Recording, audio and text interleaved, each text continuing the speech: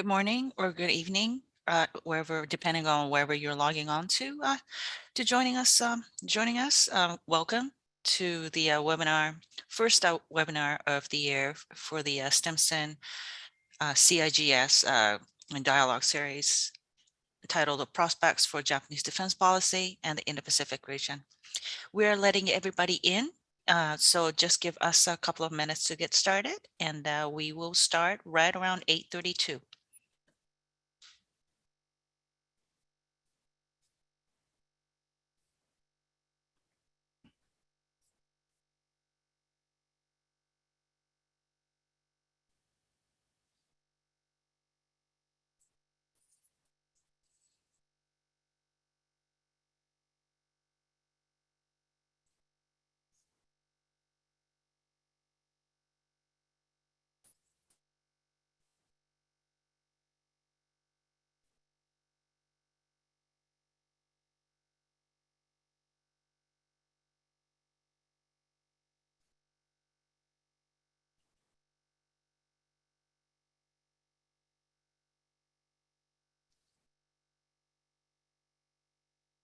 Morning or good evening, wherever you're logging in.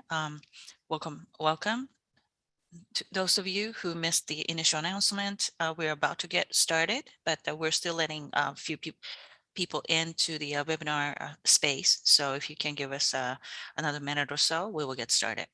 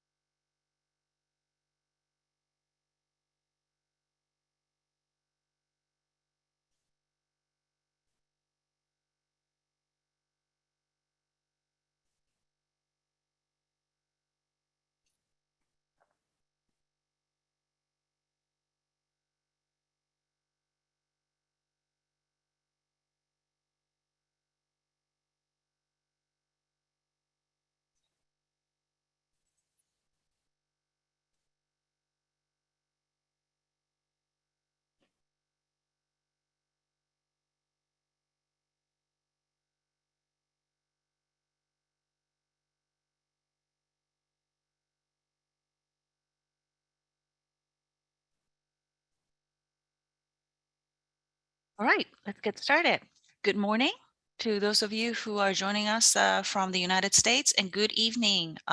Thank you for staying up late. For those of you joining us from Japan and Asia, welcome to the first of the year of the collaborative Stimson CIGS seminar series.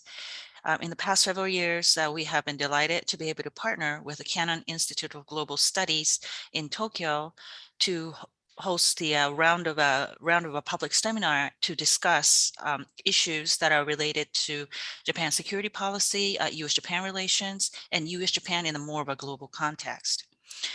For those of you who don't know me, my name is Yuki Tatsumi. I'm a co-director of East Asia program at Stimson Center and director of Japan program at Stimson, but I'm also wearing a hat of a non-resident senior fellow with the Canon Institute of Global Studies.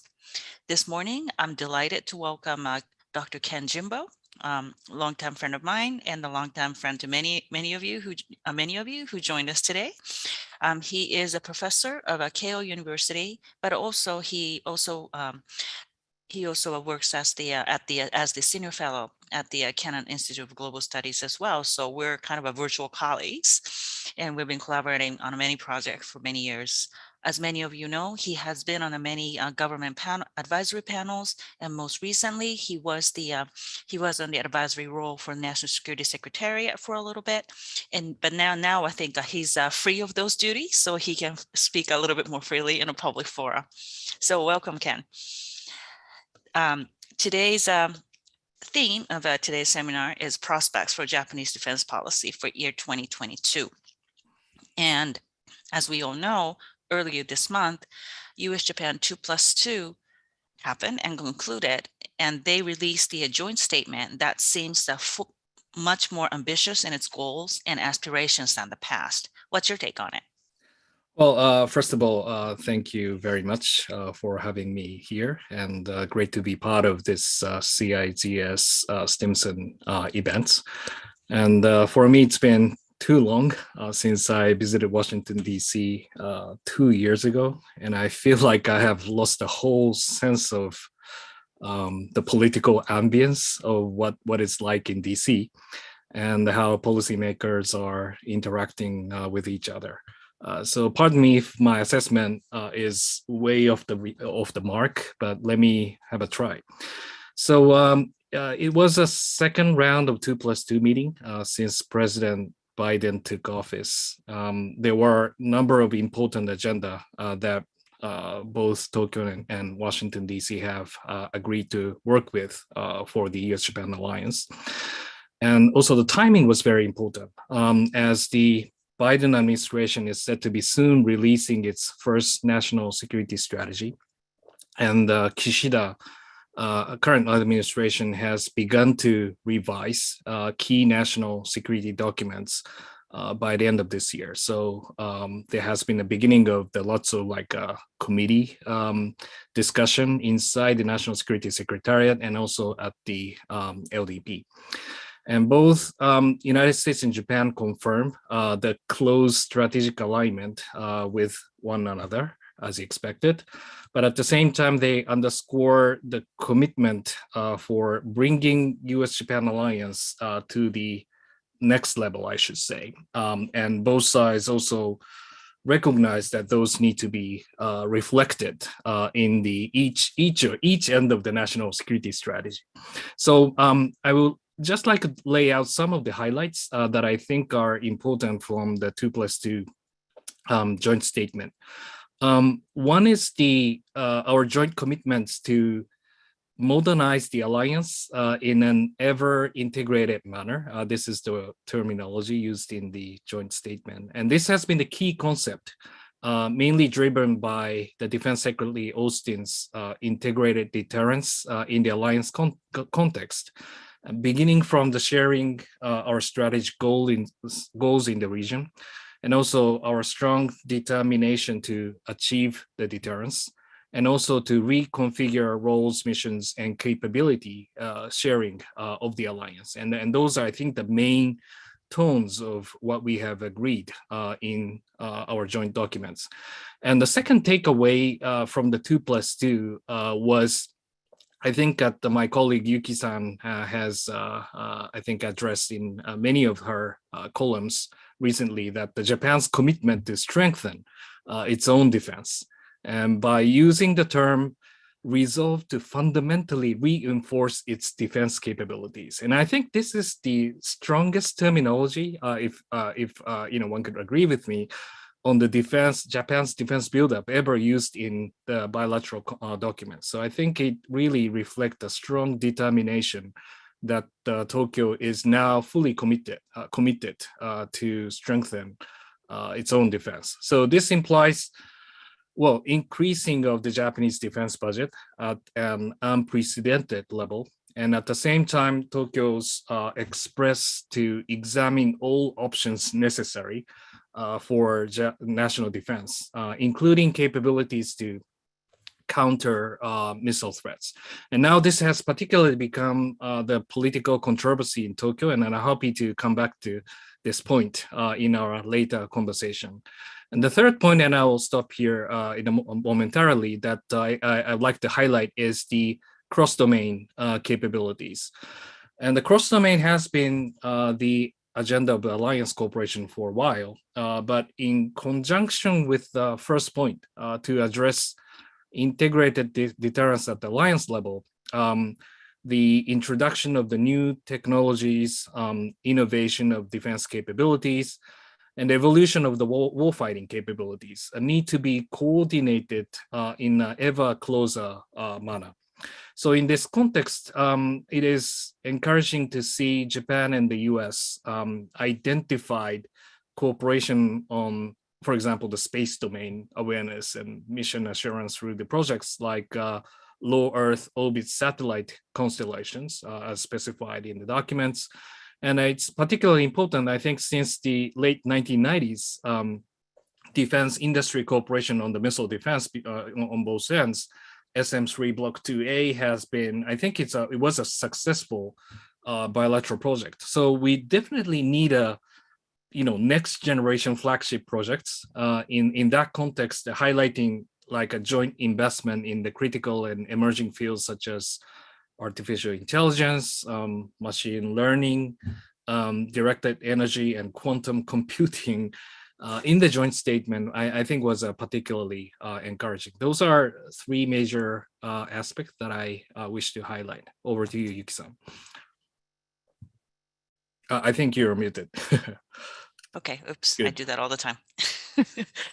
Thank you, Ken. I think you really hit those highlights that I actually was very surprised to see too, because those are very, very ambitious document and ambitious terms, and much more so than I've seen even, even when they started two governments started the second round of a guideline revision. So it really took me aback. And then I think I agree that especially on the joint investment in the critical and emerging technologies, and they did highlight low orbit satellite, and then also supersonics. So those are really kind of important, I think, development that we need to continue to watch, as clearly two governments are in the negotiation of the details of those research and research development, and then also testing and evaluation, exchange of notes.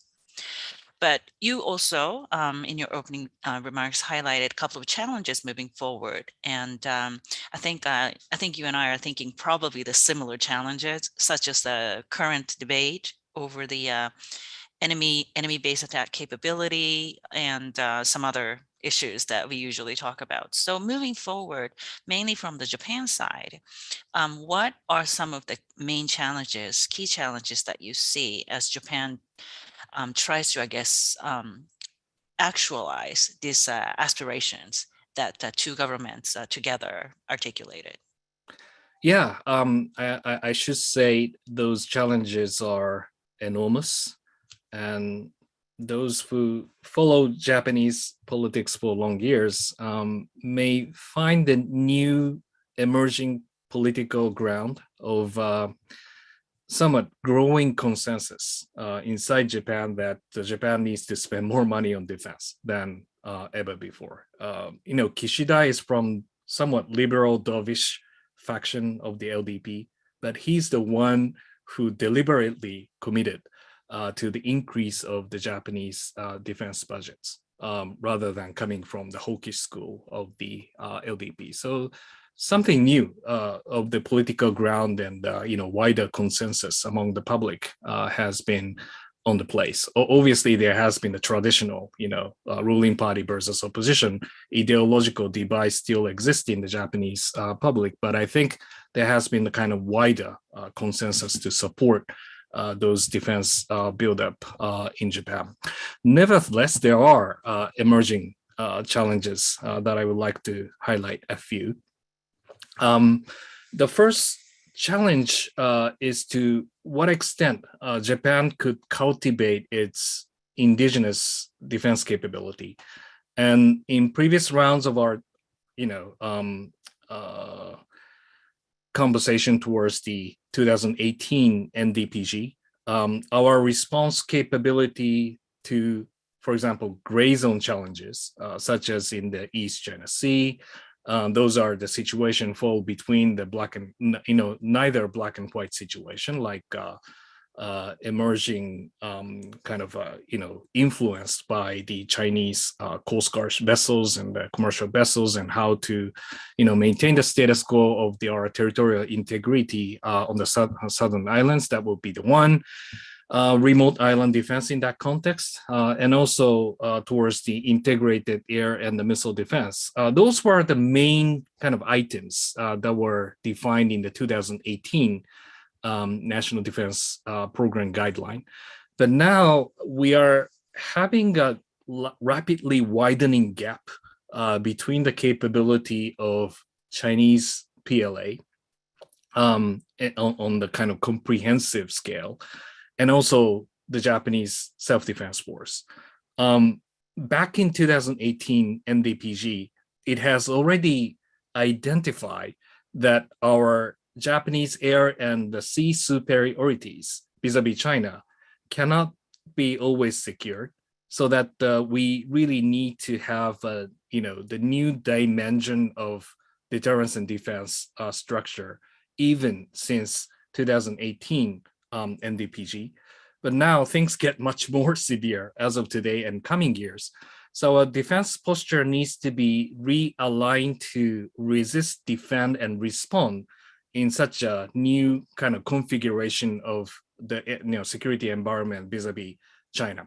Now, how much of the magnitude of evolution that the SDF can work through needs to be addressed in our works in coming months. And there are, the people who aspire for fundamental reform of the SDF to be addressing into a more like asymmetrical denial capability would be the major concept to be pursued in the next NDPG versus extension of the traditional reform processes. So there has been this kind of controversy over the magnitude of the reforms, how much the SDF can really address to these structural challenges that we face. And in that context, as Yuki-san mentioned, that the introduction of the what we call the enemy strike capability or the counter strike capability, or whatever the terminology you call it, should be categorized in accordance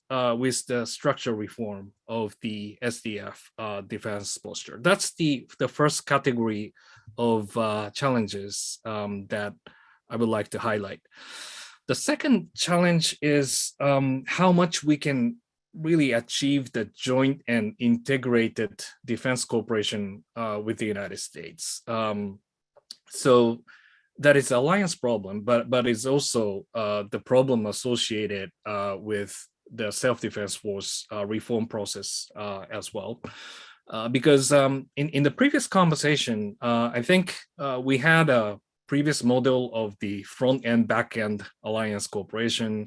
The United States have the capabilities to strike. Meanwhile, that Japanese self-defense force main mission is to provide a shield of the defense, enable for our territorial defense, and also provide a shield for the US to operate in the theater. Those are the traditional, I think, role sharing model of the alliance. But now, obviously, we are aiming to upgrade this role sharing to the ever integrated model. And then that has already been happening gradually in recent years. For example, in the peacetime, we already deepened the bilateral defense cooperation on the, for example, ISR missions daily, and information sharing, and also a series of the joint exercises. And those are now aiming at the ever higher end scenarios rather than only to deal with low and medium end scenarios as well. So there has been a gradual leveling up process of the alliance coordination during the peacetime. But the question here is how much Japan can really collaborate in the real sense during the contingency, especially given the high-end missions for the escalation management is at stakes. Given that we have been, paying more attention on for example, the Taiwan Straits contingencies, escalation control in the South China Sea, and the wider area of the spectrum of the defense in the Western Pacific, that is really beyond the scope of what Washington and Tokyo have addressed during the 2015 US-Japan Defense Cooperation Guideline framework. So my personal take is that after series of the debate and the political configuration we had at the each end of the capital, probably what we need to work on is to upgrade the scope of the defense cooperation framework to the next level, which probably required us to revise the 2015 Defense Cooperation Guideline to the new one. And that probably also becomes the huge alliance coordination challenge for both of us. So those are my takes. Thank you, Ken. So before going to audience's question, let me ask you one last question, which kind of popped up in my mind as I'm listening to your response to my second question. So you talked about these magnitude of changes that self-defense forces needs to make, both structurally and operation concept-wise, how they equip themselves, and so on and so forth. So honestly, every time I see these aspirational documents coming out, either from the Alliance or National Defense Program Guideline, it always seems like there's always half of what didn't get achieved on the previous rendition kind of stays, and then new task keeps getting piling on. Right. So by the time that you got to second or third rendition, which is probably where about we are now, we have probably still a whole host of things that still should have happened before this new task came in. So how do you see Japan balancing that moving forward? Right. And I think it also has to do with the timeline issue, because we are always looking at the fast moving targets of the timeline. And we need to prepare for the war of tomorrow, war of 2030, and also all the situation in 2040. And I think that security environment, available technologies, and the way of war fighting will be transformed in those timelines. And United States and Japan all needs to reconfigure how we can really adapt to those changes. Now the question is, are we capable in dealing with those dynamic changes? And I think that's what we are working on right now. For the immediate terms, obviously that upgrading our joint deterrence capability is the immediate tasks.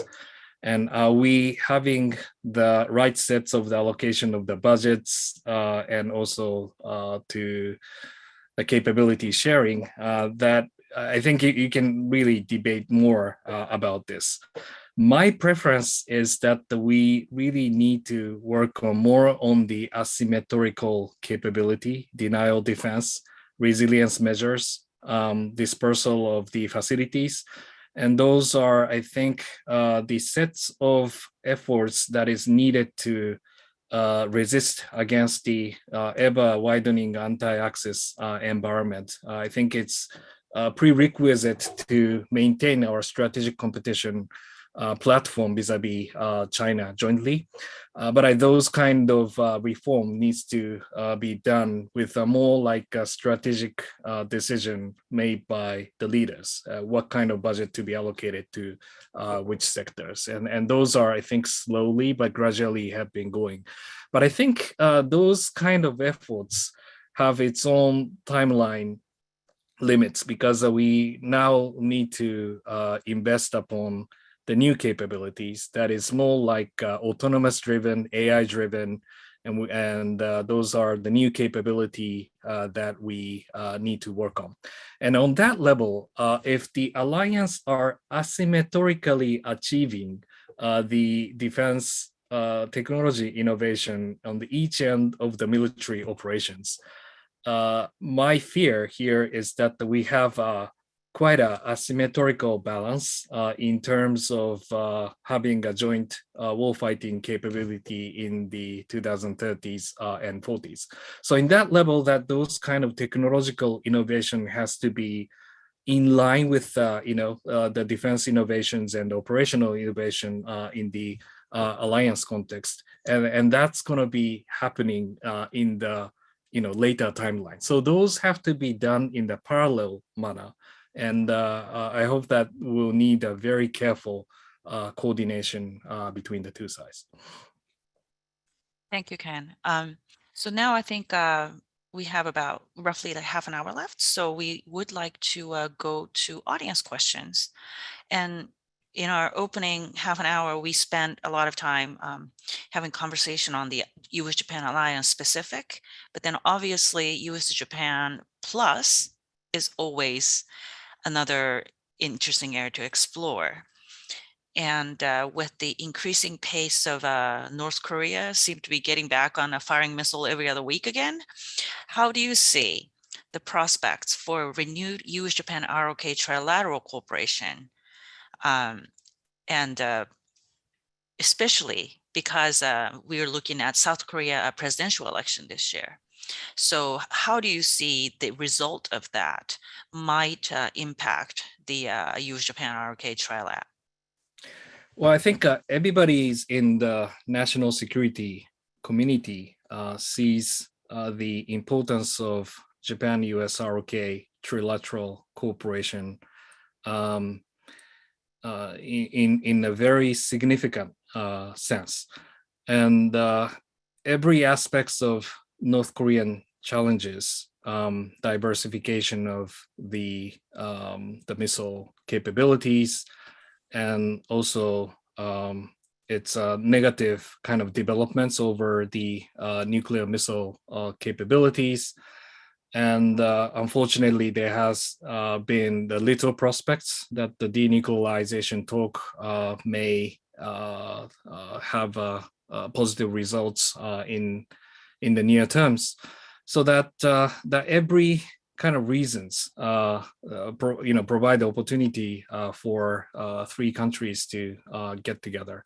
But I think many of the audiences will agree with me that there has been a daunting bilateral kind of developments still haunts the stymied relationship between Tokyo and Seoul, and the political confidence over how we can really develop our bilateral legs of defense cooperation has been quite a, I think, difficult situation right now. And I think the presidential election of the ROK creates the new momentum to reset the relationship. And if we are able to regain the political confidence to work together, that will be I think the fundamental driver that the three countries' strategic coordination will be back on right on the track. But currently, that many observers are aware that current political distrust over how we can deal with forced labor issues, the South Korea's claim, especially from the Supreme Court's point of view, to seize the assets of the Japanese companies in Korea. And if they can liquidize the assets, that's going to be the fatal blow in our bilateral relationship. So in the short term, I strongly wish that both countries could manage at least not to create the unrecoverable kind of developments that is potentially take place in the each capital, and then to wait and see what's going to happen in the presidential election, and then to take this positive momentum for the positive driver for the three countries cooperation. That could be my first answer.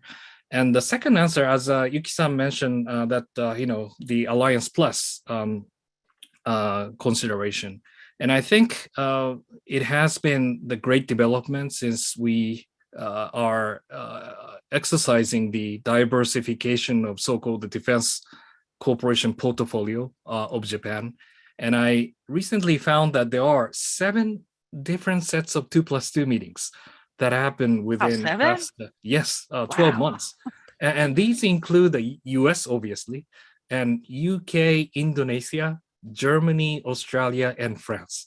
So this exemplifies that there has been the growing significance of the Japan's multiple defense commitments. And for example, Japan-Australia Reciprocal Access Agreements, RAA, is the landmark agreement that enables Japanese self-defense force to engage in the asset protection missions for the Australian armed forces. So there has been the developments of the wider defense cooperation scheme that has been taking place, and the Japanese investment over those defense cooperation other than the United States also takes shapes. And I hope that those Korea legs of the cooperation could be one of the most fundamental part of the Japan's defense commitment in coming years. Thank you. So speaking of Alliance Plus, you already mentioned Australia, and truly the RAA, it will give a boost to already pretty highly institutionalized defense relationship between the two countries. But other than Australia, I can't believe you actually counted that 7+2. But what are the other countries that you can think of that the Japan should be kind of accelerating the deepening of the security relationship? I mean, we already talked about Korea, Australia. What other countries do you have in mind? Obviously, there has been a Quad component of the defense cooperation, and US, Japan, Australia, India Quad cooperation, especially on the naval cooperation among those four countries, creates more significance to maintain the secure sea lanes of communication in the Western Pacific all the way to the Indian Ocean. And obviously, Quad has its own limitation. We cannot imagine that India will, fight side by side with Japanese self-defense force in the Korean Peninsula, or self-defense force will, dispatch our forces for the Kashmir conferences. And those may not be happening in the near terms, but we can actually refer each leg of exercises within those Quad components. So Quad is not always the 4, but sometimes it's a 2+1 or 3, and altogether. And inside the Quad, there are so many formations of the defense coordination that has been taking place. And it's important that we share the standards of the cooperation among those 4 countries. That could be number 1.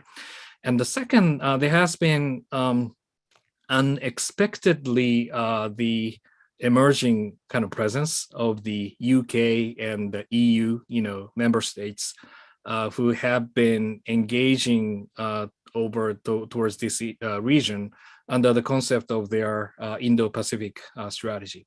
Basically, Japan fully welcomes European member states' commitment towards this region. So our basic policy is the more the better. Commitments of those countries may create a better security environment surrounding our region.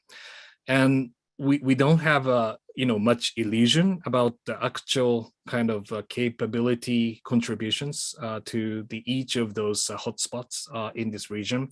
But I think that Europe has its huge normative power to make our problems to be highly internationalized, especially at the time that the China tried to define their own surrounding problems as the domestic issue or one-by-one issues, and no third party should be involved in this region because they think those issues are all domestic ones. But with the European commitments and creating the awareness that this is the issue for everyone, and this is the international issue, that creates the huge kind of normative effects in managing the issue in the Western Pacific. In that perspective, I think that European member states' commitment to the Indo-Pacific is largely quite important. And I think these are, the Japan's additional, momentum, why those actors are very much important. And finally, Yuki-san, you mentioned about the Korea elections in Korea, but don't forget there will be election in Philippines. Okay, and I think President That's Duterte right. years was a rocky period of time, especially for managing the U.S.-Philippine alliance. And I was really heartened by the secretly Lloyd Austin's visit to Philippines, especially to recommit to the visiting force agreements, and also reconfirming the importance of the enhanced defense cooperation with the Philippines. Those are, I think, the fundamentally important to achieve the global posture review in the Western Pacific. So once that Philippine political scene is ready to collaborate with the United States on the alliance management, and I think that will be the force multiplier for Japan to I think recommit to the Japan-Philippine component of the defense cooperation, and that will, I think, structurally widen our areas of defense cooperation, not only limited to the Northeast Asia, but also towards the South China Sea component as well. So I think that the election of the Philippines is also something that we really need to take into account. That is a great point that you mentioned about Philippines. And then I think I still can't, I still remember those time where Duterte's administration's relationship became very rocky with the Obama administration over human rights issue. Right. Japan actually kind of was a glue between the two when Prime Minister Abe kind of recommitted Japan's defense cooperation with the Philippines. So you're absolutely right. Philippines coming back into the more solidly into the alliance constellation will be a force multiplier. I completely agree. So in that context, we do have one question from our old friend Mark Mannion. How would you assess the two countries, so US and Japan's level of coordination on boosting the capacities, so military and otherwise, of our partners in the Indo-Pacific, aside because that is, I think, now that he pointed out, I think he's right. That is, I think, one aspect on Southeast Asia and the Pacific, like a Pacific island. Policy coordination is the one thing that that 2+2 statement really didn't go into a whole lot of detail to. Right, and I think that is a very important component. And I think defense capability building of those Southeast Asia, Asia states are particularly the agenda that the alliance need to, I think, upgrade. And that is very comprehensive project because it has to be starting from, for example, like infrastructure finance, and United States and Japan have been working on the infrastructure projects together with Australia, and we have done some of those cases in the underwater cables in the South Pacific states, and I wish to see more of those flagship projects in the years to come. And also Japan has been working on, as you're aware, that building of those policing capabilities of the Coast Guards in the Philippines. And also we work with Vietnam, Indonesia, and also Malaysia as well. So those kind of Coast Guard capabilities and how they can really upgrade the low-level kind of patrolling, escalation management at sea are something that Japan can effectively work with the counterparts in Southeast Asia. Now, what about the defense equipment transfer issues?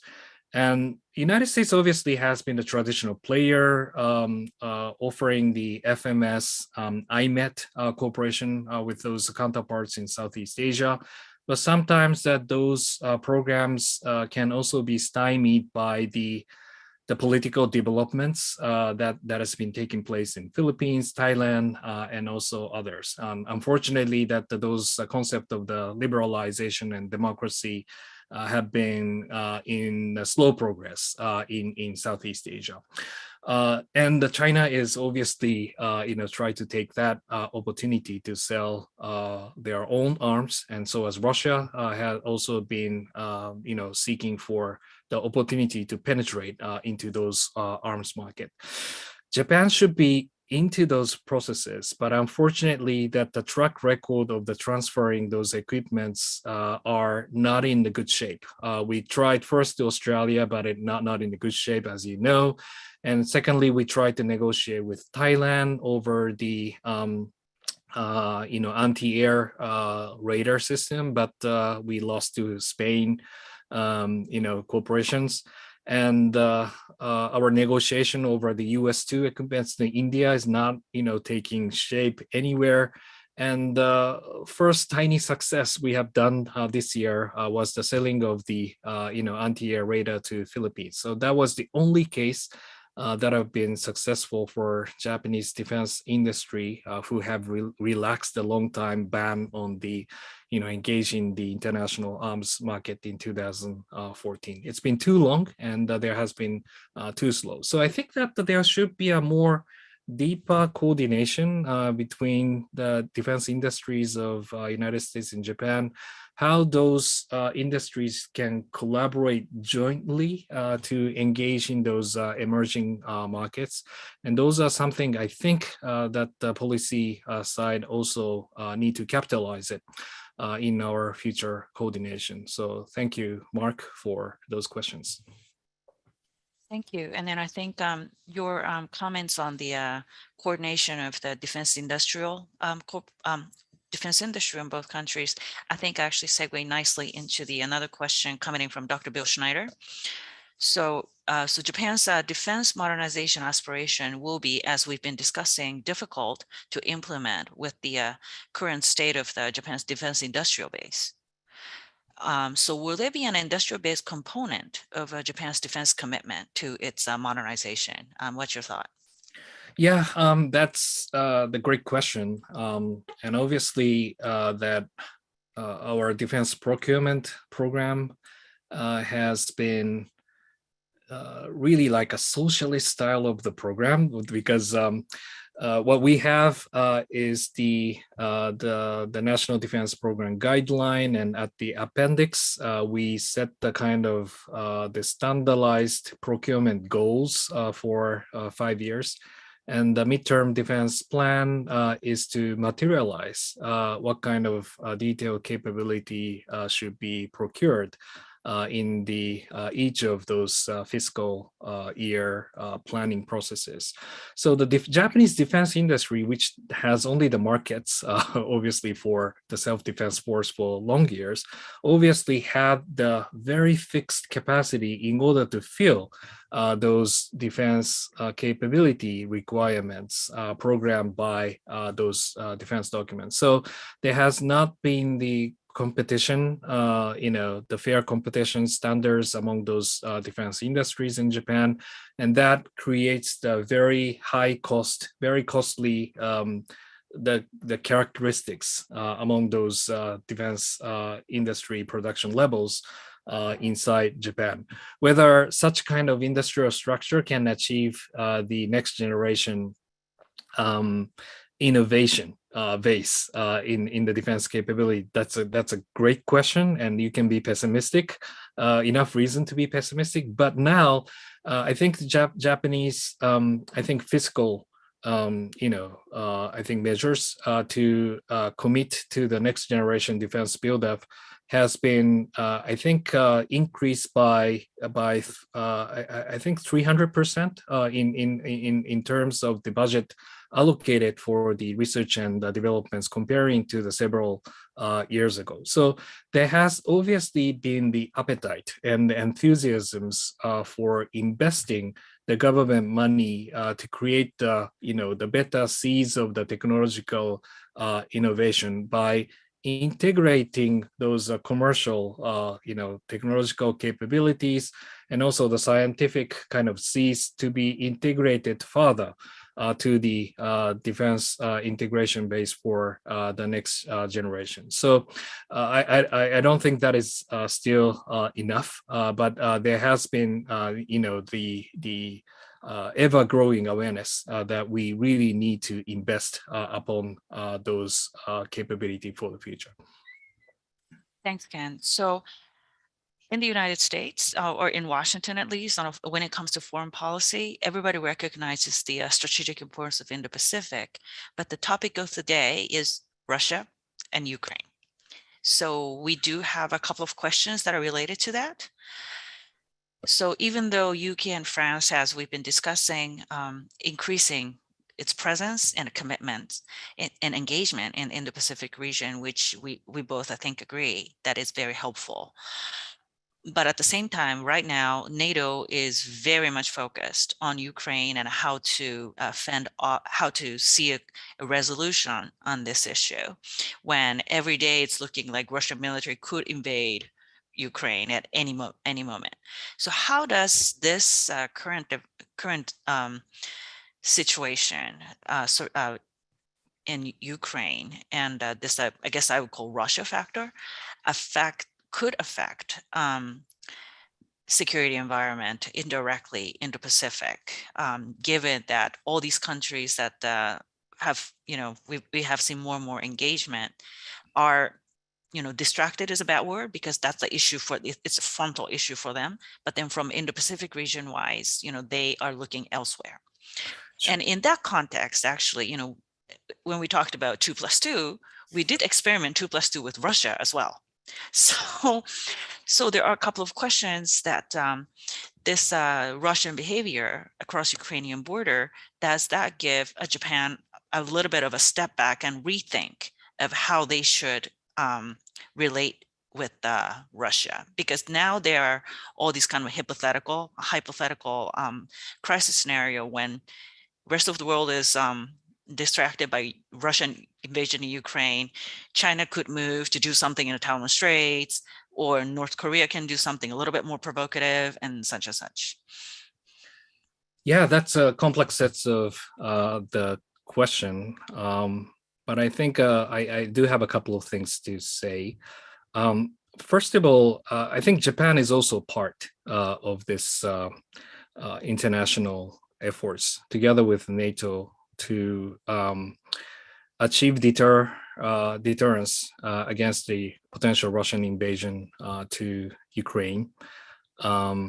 And we do commit to urge Russia not to change the status quo by force. And those should not be become the example that Russia can penetrate the deterrence, the loopholes, created between NATO vis-a-vis Russia. And obviously China is closely watching the United States and alliance capability to respond to those crises. And that will certainly affect the strategic calculation that they may have for dealing with Taiwan and also elsewhere. So that is truly the important issue for Japan as well. That's the first, I think, first take of mine. And the second, as far as the report goes, I think you are much more familiar than I am, but obviously that diplomacy has been taking place, and Russia's fundamental kind of request to NATO is something that NATO cannot really accept. And obviously that has been addressed by Secretary Blinken's statement towards Russia in a few days back. But at the same time, what the report says is that there has been the detailed communication has been taking place between Washington and Russia over what could be the bottom line of concession they can make, especially in dealing with, for example, how they can deal with the Russian claims over the Aegis Ashore missile defense system in Eastern Europe, and how to deal with the missile capabilities in Kaliningrad, and what could be the conditions for the coverage for the New START negotiation over the comprehensive package of the the nuclear assets.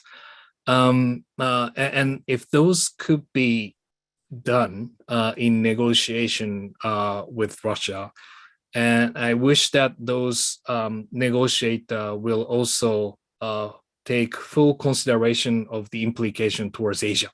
So what the Russia can agree with the United States is something that the China learn a lot, especially if that could deal with something with the missile defense capability in the Western Pacific, or the future potential of the installment of so-called strike capability that involves the post-INF strategic environments in the Western Pacific. How could we design for the future?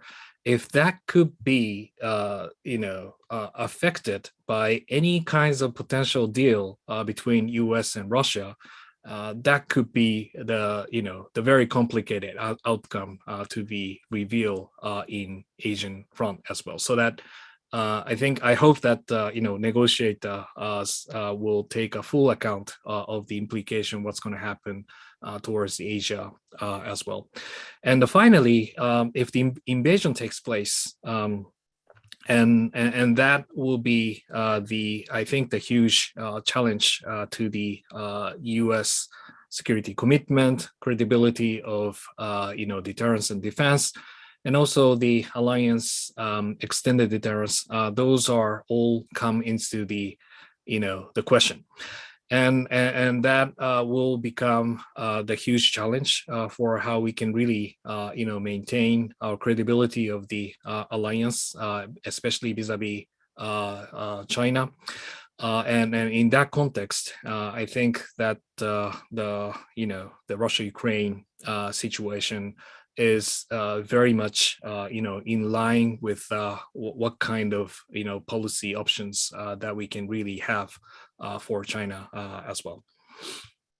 Thank you, Ken, for those thoughts. I think those are really the oftentimes lost in a debate when we talk about this like frontal, potential conflict of today, the long-term implication of what those even the diplomatic outcomes could have at the rest of the world. I do actually have another question coming in from another old friend of ours, Suzanne Besala. So she was her question is more about this more of a joint investment in the critical and emerging technologies area. So given the incredibly fast pace of technology change in those areas that, that are identified, it's challenging even to stay on top of innovations, much less adopt them into a military system and updating RMC accordingly. So how prepared do you think is Japan to stay at the cutting edge of those technologies? And how can the US private sector be helpful in that regard? And then also she had another tack-on question of with the such a political division that we've been experiencing here in Washington, D.C., does that impact confidence in Japan toward the alliance and critical like elements of deterrence and such and such? And then I wonder if there's any division of the views between more of a policy elites like yourselves and the general public. Yeah, that's a great question, which I don't think I have a full package of the answer towards it. But obviously, there has been the school of thoughts inside the Japanese government, Ministry of Defense, and also our self-defense force, who are in favor of investing towards the future war fighting capabilities by allocating more resources on those emerging technologies and to speed up the process of the Japanese, the force, configurations for the futures. And those, proposal would include that why don't we spend more, resources over the unmanned technologies, Why do we need such a many like F-35 manned fighters? And rather we should have more like a unmanned components of those squadrons system in order to dealing with ever heightening numbers of the incursion or the anti-air operation towards Russia and China. We cannot really allocate all the manpowers to those, anti-air scrambling missions all the time. But why don't we, utilize those assets for the escalation management missions rather than those daily, operations? And those can be done, rather in the unmanned system. And why don't we use those kind of, different sets of the, the radars and sensors and those capabilities to be more operated autonomously. And then we can really focus on the other kind of tactical strategic components in a much more, I think, efficient manner. And those are the people who are actually in favor of the drastic defense, composition reforms for the future. But I would say those are not really taking a mainstream of debate right now. So there should be some kind of compiling components because now we have more budgets and the three services are now compiling the request. And those are the bureaucratic traditional process of the procurement demands for the actual political sequences. So these are basically the components of the internal struggle over what kind of the policy could be created. The if there's a top down, there's a fine sets of concepts of the Japanese defense document, but from the bottom, the reality that the people who really need to compile up of those increase of the budget that they are struggling for the internal bureaucratic fightings over those issues. So it is very hard to say how much we are ready for those reform, and you really need to get into those detailed process to decipher what's going to happen in the coming months. So and how much the United States can help those processes, that would be enormous because obviously that the cutting edge technology, emerging technologies are mainly come from the commercial sectors, and spin on processes are very much important. And we don't really have a US, Japanese version of the DARPA at that scale, so that, there is a technologies and there is a kind of procurement processes, but in between there should be some kind of component to tag together with, we do have lots of quantum computing experts at the University of Tokyo and, science labs and everything.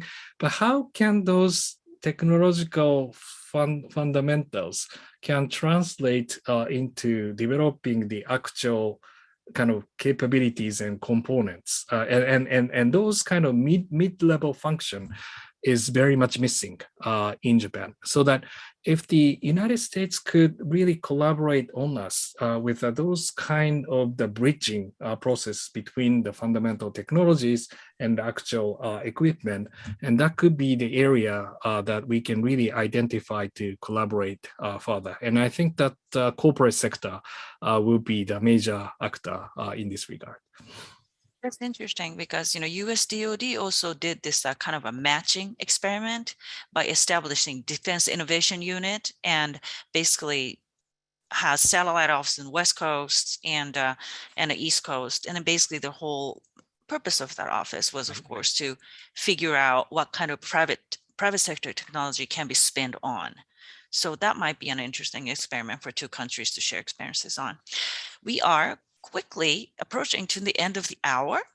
So this will have to be my my last question for you, which will also which is also going to be on Taiwan. So obviously, Taiwan itself, it's very unlikely that Taiwan will one day wake up and declare independence, because they know very well that that would only invite Beijing an excuse to step in, and it also will lose Washington's support if they do something unilateral like that. But there can also be a scenario where China put up so much pressure on Taiwan, verging on the military side, that Taiwan feels comfortable that now will be the time to declare independence in response to those Chinese assertive behavior. Should that happen, and if Taiwan requests, help or support from international community, how do you think Japan should react? And how do you see the US-Japan coordination on the response go down in that kind of a scenario? If that kind of scenario happens, I think Japan has only one choice, and that is to align with the United States to help Taiwan on defense, and also its survival of the as a political entity vis-a-vis Chinese assaults or invasions, and those are definitely become the Japanese choice. And if Japan wants that, and that is really questionable, as the 2+2 joint statement says, that Taiwan, the security over Taiwan Strait is very, very important, but both sides encourage the peaceful resolutions between mainland and Taiwan. So I think that was the strong kind of voice raised by Japan to maintain that close in the bilateral context. So Japan is preferring to see the stability of Taiwan Straits, and encouraging the platform of the dialogue between the two. But obviously that people at attending this seminar all aware that the political ground for the negotiation between two sides has been very much squeezed right now, and there could be a very difficult ground to see those the positive developments between the two sides in the years to come. And there will be a growing pressure for the President Xi Jinping and its CCP leadership to deal with the integration pressure in the years to come. They need to secure the legitimacy of the China, the one China principles on their end. And Taiwan question is always come at the top whenever they come to the legitimacy questions. And then there will be temptations that the capability could be available, especially for the PLA's capability for amphibious landing operation towards Taiwan could be more feasible than ever before. So I guess that in the immediate terms, what United States, Japan should focus is to upgrade our defense commitment towards Taiwan, and constantly sending the Beijing a signal that there will be no window of opportunity for China to conduct such kind of large-scale operation towards Taiwan. And the United States and Japan are definitely, ready to respond if such kind of adventurous steps could be made by China. So we really need to, create the doctrine. We need to maintain our deterrence functions. We need to send a constant signal by exercising in the, East China Sea, South China Sea, to, demonstrate our will to respond in such a crisis scenarios, and that could be upgraded constantly. So these are something that I should say. And so to the extreme scenario, our option is only only one. But towards that goal, I think there should be a flexible, way that we can really deal with a cross-strait relationship. Great. And thank you so much for your very thoughtful responses to. We really hopped around the region, and you gave us a very, very thoughtful perspective in each and every one of them. Unfortunately, we are past the hour, so we could continue to talk about this, but maybe we will set aside another times to resume and pick up one element of this big region conversation that we had. Thank you again, Ken, for joining us this morning, this evening to you. Thank you for staying up so late. Thank you everyone from joining us, and have a great weekend, everybody. This concludes this seminar.